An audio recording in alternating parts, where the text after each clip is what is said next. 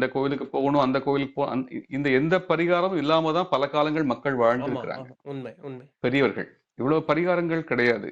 இவ்வளவு தூரம் வந்து பூஜை பண்றேன், அந்த அந்த சுவாமி புதுசு புதுசா நிறைய சுவாமிகள் வழி இதெல்லாம் இல்ல.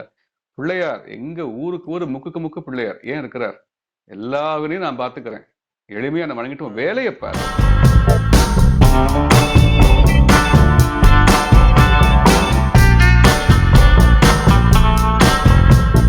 குழந்தை இல்லாதவாள் என்ன சொல்றான் அந்த காலத்துல? அரச மரத்துங்கிற பிள்ளையா இருப்பார். காலைல பிரம்ம முகூர்த்தத்துல போய் சுத்திட்டு வா, குழந்தை பிறக்குங்கிறாங்க இல்லையா? அப்ப பிரம்ம முகூர்த்தத்தை எந்திக்கும் பொழுது அவங்களுடைய இந்திரியங்கள் பலப்படுகின்றன. இங்க கணபதியை நிறுத்தும் பொழுது மூலாதாரம் கிளீன் ஆக ஆரம்பிச்சிடும். ஆட்டோமேட்டிக்கா கசடுகள் எல்லாம் வெளியே போக ஆரம்பிச்சிடும்.